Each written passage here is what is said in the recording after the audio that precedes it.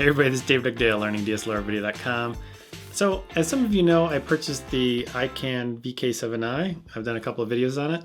I like it. I bought it. So I bought some accessories for it. So this video is going to be about accessories for the monitor. And one of the things I want to talk about first is an item that I'm actually going to send back. And a reason why. This is a 20-foot HDMI cable. The reason I bought it so long is because a lot of times I'll be setting up an interview, like let's say something like this, but maybe the person that I'm interviewing is like a CEO or something like that. So I'll connect one cable up to the camera and the other side of the cable up to this monitor. I'll just put myself into the scene where the CEO is going to sit or whatever, and I'll just look at the monitor and check for exposure, check for focus, check for a whole bunch of different things. It's awesome in that regard. Because when you're doing it all by yourself, it's really tough to see what's actually happening in the scene. What's great about it is it's so long. Let's say I'm like, I think I need a little bit more light behind him. So I'll grab one of my LED lights or something like that, maybe put a blue gel on it. And as I'm moving the light around, I've got it, I'm looking over at the monitor, I'm moving the light around, and I can tell exactly where to put it. It's awesome, instead of making multiple trips back to the camera. So the idea is good, but the reason I don't like it is it's so heavy. It's close to 2 pounds, if not over 2 pounds. I weighed it, although the specifications call that it's over 2 pounds. And it's a 26 gauge, and the wire is really thick. And and there's another reason I don't like it, is the color black. If I'm putting this over the ground and somebody would walk in and they were to trip on this and yank the cord, well, down maybe would come the monitor, and down might come my 5D Mark III. So I would like something to stick out a little bit more. So I found another cable that I'm going to get in for review. This one, by the way, on B&H is $24, and it worked. It worked fine. So if you're thinking about buying some really expensive $80 monster cable, you don't really need to, because this works fine for DSLRs. But the one I'm thinking about getting is this one, this PNY. It's only $14. It's 16 feet, but it's really thin, and it only weighs like nothing. It weighs 3.2 ounces. All right, the next one I want to talk to you about is this little guy. This is a 18 inches. It's made by Pearstone. Actually, here it is. It's an active braided high-speed HDMI cable, 1.5, and it looks like it has a little chip built into it as well. This works great. It's gold-plated. I always question if it's really gold. Is it? Oh, it's just gold as in color. So this one's got a good price on it. I'll provide the links below for all this stuff. This one I will keep. The reason I like it is it kind of has a memory. You can bend it, and it goes where you want it to go. So you could take it around the monitor, let's say like this. Once around the monitor, come down here, and then make your connection right into the HDMI. There's a lot of solutions out there for strain relief, or kind of an insurance policy, I guess you could say, because the HDMI inputs on these cameras are very fragile. You break them, you send it back to Canon. It's like a maybe $400 repair from what I've read on the forums. So it's something you want to definitely avoid. I've got an idea for, it's almost like a Kickstarter project, and I'm not going to do it myself, but anybody out there, I'll show it to you at some point. I'm going to fabricate one up. I've got a really cool idea that doesn't require a bottom plate and some sort of, or like the small HD that kind of encapsulates the whole side of the camera. Or there's a bunch of different manufacturers. Like Zacuto has one, and they're all like $130 for a base plate. This thing comes up in a cinch, and really, when it comes down to it, and the reason I think my idea is so good is it's so fast to put in to create this really nice strain relief.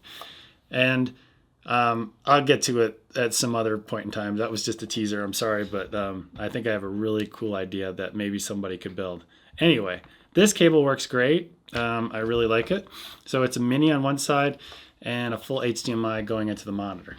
All right, next up is this Pearstone HDMI adapter. So it's a mini to HDMI. So if you have a very long cord like that 20-footer, you connect it onto one side, and then the other side would mount into your camera. Well, this was like maybe $3 or something like that. That works, but again, you have a problem with a very heavy cord that's pulling down. It's applying downward pressure on that as the the line goes down to the floor. And if it's a real heavy cord, that's not a good thing, all that weight going on your HDMI connector. So this is not maybe the best solution. And again, like I said, I've got some idea of what I'm going to do as a possible Kickstarter type thing. But Zacuto has a really cool answer, and it's not this, but this is, I can kind of demonstrate this.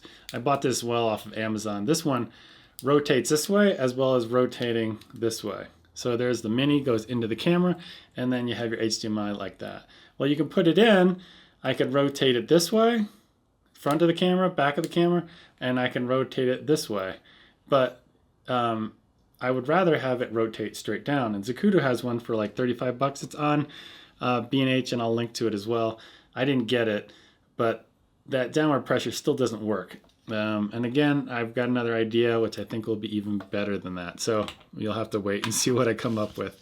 The next item, one of these, I've owned a couple of these. These are like hot shoes that go from your hot shoe mount, and so you can mount like the monitor. Well, this particular Ikan came with one of these. Actually, it was this one. This one I've had for LED lights. And then the ball heads in these it works for something very lightweight. Even like the LEDs, the small LED panels, still too much weight. It's better for like a small microphone like this microphone right here. It works fine. So what I got is this one right here. And this is the Ikan SM201 mount right here, and it's much beefier. And and this is not really a full review because I haven't had this stuff for like a full 30 days to play with, but I can tell you right now, when you crank this thing down, watch, it's not moving. And if I were to do this kind of pressure, I moved it a little bit. If I were to do that pressure on one of these, it would just flop over. So this is definitely a much better mount than these ones that come with the VK7i. All right, next up is the Sunhood, and I've tried this. It works relatively well. It doesn't wrap all the way around like some of the other ones do, but it seems to work pretty well. This one is not the one that actually is recommended on the Ikan website, and that one is the SHX7. Ikan has it for about $45, but if you look at B&H, that particular one is for $40. So I talked to Ikan. I was like, that's kind of a lot. And they said, well, you can actually get another one that works just fine. And this one I got is $18, $18. And that's the SHX7-V.